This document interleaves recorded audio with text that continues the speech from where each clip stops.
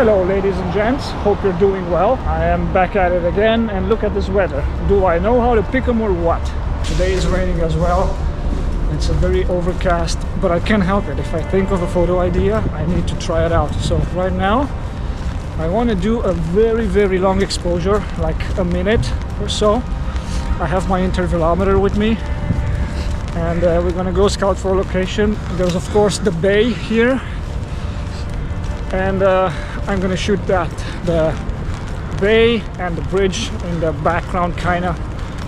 But right now I just want to go and check out the location that I think it's gonna look good for a frame.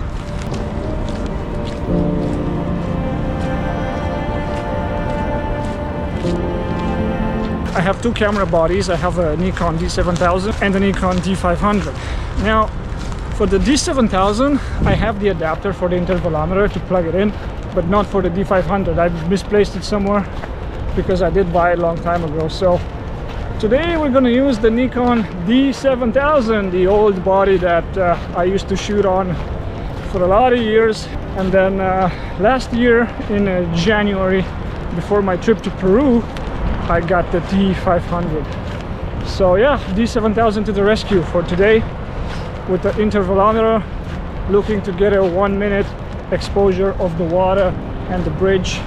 And then at the end of the day, when it's going to be blue hour or even darker, I want to go to a viewpoint where I can see the bridge with the traffic, and I want to try there also a long exposure, 1 minute and a half.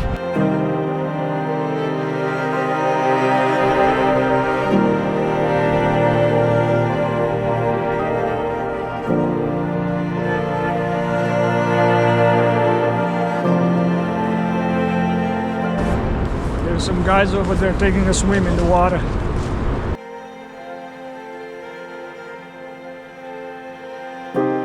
Now obviously at this time of day, if I want to shoot the 1 minute long exposure, I need neutral density filters, and I have two of them, a 6-stop and a 10-stop. They're round filters that thread on the lens, and that way I can stop the shutter down to 1 minute and a half.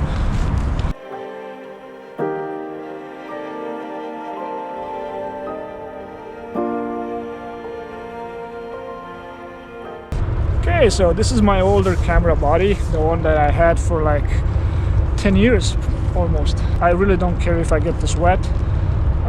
This was in horrible conditions. I shot everywhere with it. Rain, sun, snow, wind, you named it. This was in the desert in Peru. I shot with it. So it doesn't really function 100%, more like 50% functionality. So I really don't care if it rains on it. And today this is the body that we're going to use to take the photo, because like I said, the D500, I don't have the adapter cable for the intervalometer. So I'm going to start with the 35 millimeters. I think it's too tight. Judging from here, I think it's going to be too tight, so I might have to go to the 24. This is the intervalometer. It's a newer URS 7000. I've been using this for like 5 years maybe. That's the only one I have. And this is the end that goes into the camera, and the D500 has a different kind of plug, a different adapter. So that's why I have to use the D7000.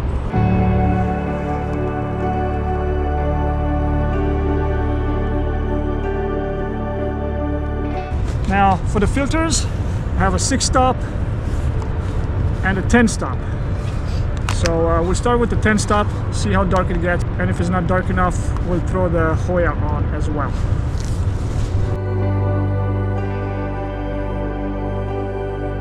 Yeah, so just as I suspected, the 35 millimeters, it's too tight. So I'm going to switch to the 24.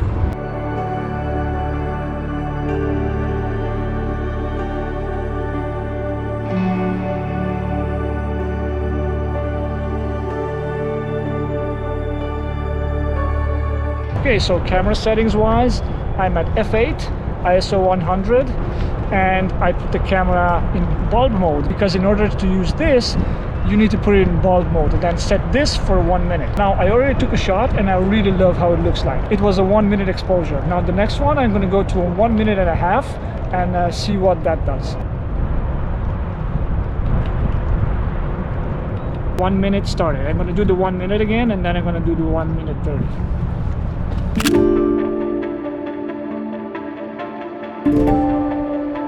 Oh man, look at this. I was trying to close the umbrella with one hand and it broke.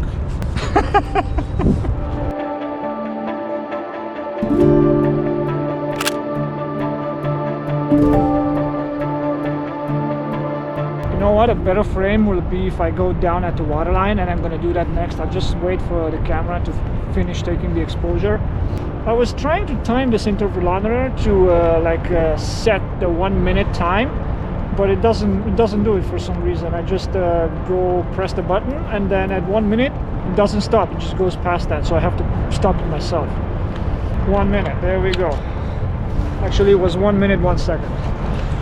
So you know what problem I have right now? I have the ND on and I cannot frame, and I don't want to take it off. This is such a sketchy position here. I don't want to take the ND off, so I'm going to shoot a photo and then I'm going to adjust the framing after I see that photo. I just bumped the camera with my knee. Again, stop. These tiny spaces, man, they just give me anxiety. Okay, another frame.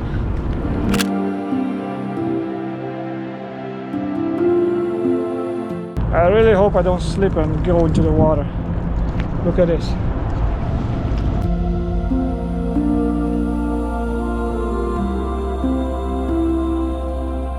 Almost there.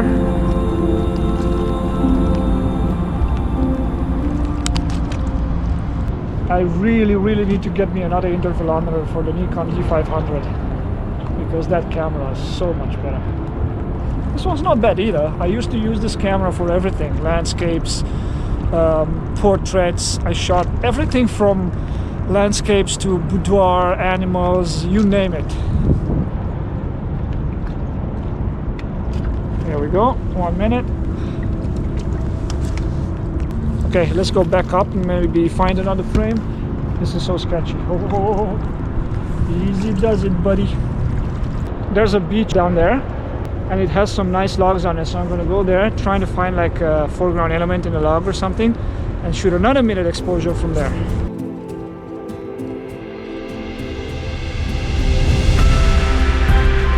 So I found this grass that I really like as a foreground element, and then I have the bridge and the ship in the background there, so I'm at another minute exposure. I'm already into 55 seconds. I need to stop it in 3 seconds, 2, 1, boom. Oh man, that's really nice. Now of course, am I sharp? I'm not that sharp. Okay, I gotta do it again.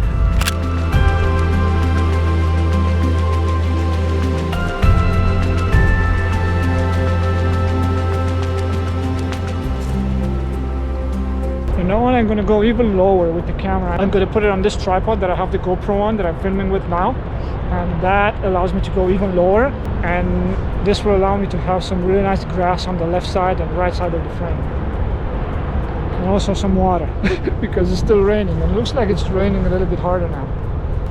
Okay, so let's switch, put it on this small tripod.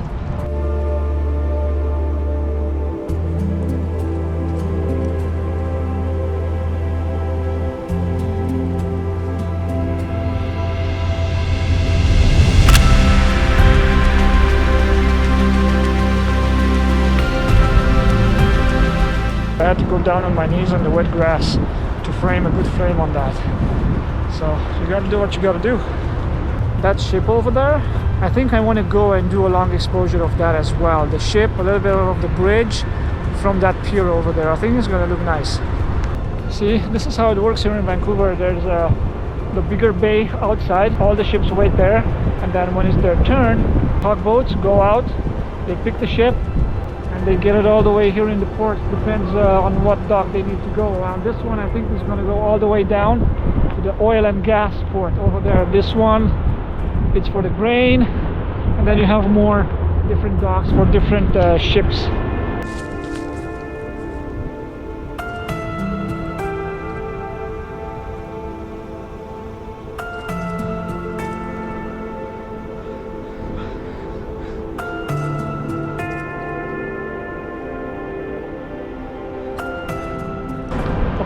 and another 1 minute exposure. I'm really curious what it looks like, especially with the ship now as the main interest and the bridge as the second subject. It's a bit underexposed, so I'm going to go for a minute and a half.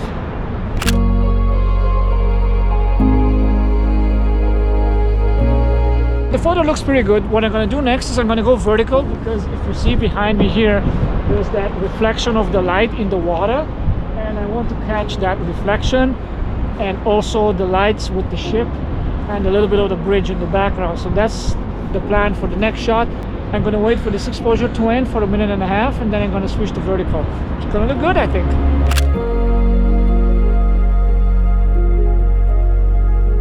So far I'm really excited. I got a couple of really good shots, especially the ones with the bush there, with the grass over there. Very nice, very nice. And I do like the weather, very overcast, perfect for photography.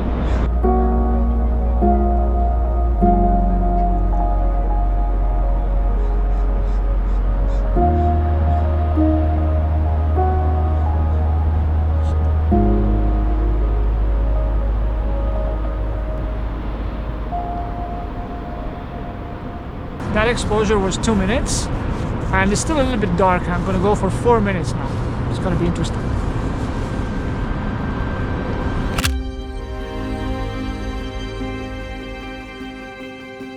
That bridge over there is the Second Narrows, or the Ironworkers Bridge, that carries Highway 1 that goes to Whistler. On this side over here, but you cannot see it, is another bridge called the Lionsgate Bridge that crosses from Stanley Park to North Vancouver.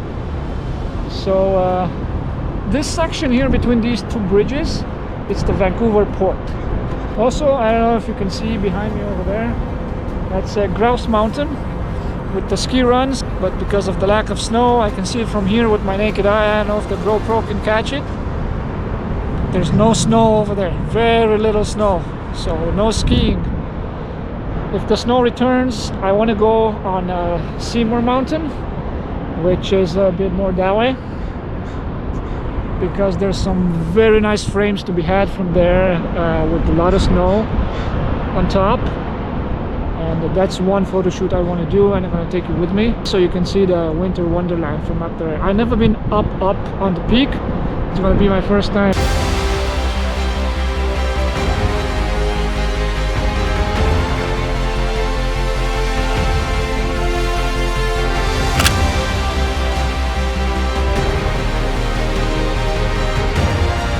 I'm gonna shoot a couple more photos here, and then I'm gonna head to the second location to I get distracted by these Canadian geese. Look at it.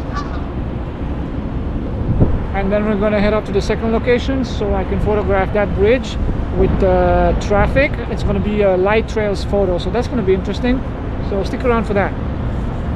You know how I'm getting my frame roughly, because I have the ND filter on and I don't want to take it off to frame. I just need a rough frame like this. Look at this.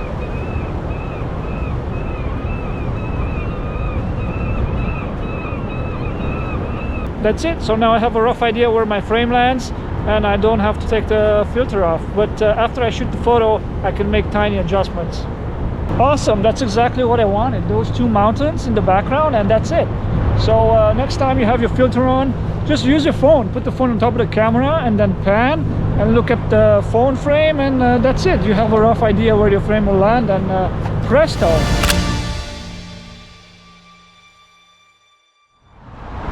Okay, on to the second location. I hope it's not too late. It's still blue hour.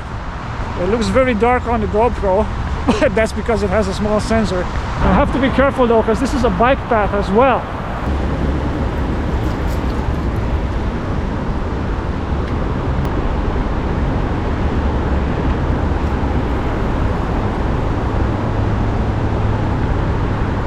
The only problem, I have this rail in the frame, so I think I'm gonna have to put the 35 on. Okay, so the 35 is on. This time 2 minute exposure, because the 1 minute is underexposed quite a bit. So 2 minutes, maybe 2 minutes and a half, maybe 3 minutes, we'll see. And I think I'm gonna try a 4 minute exposure as well, just to see the difference.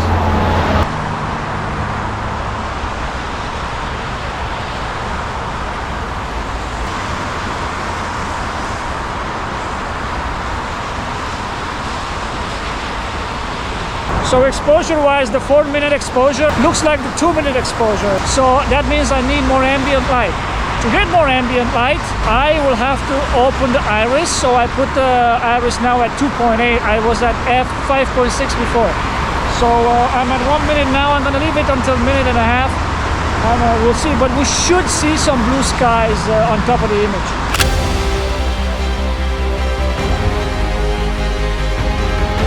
So thanks for sticking with me again. I'll see you in the next one. We'll see what we can do. Whatever idea I have, I try to execute on it. So stick around, subscribe, like the videos, and take care. Peace!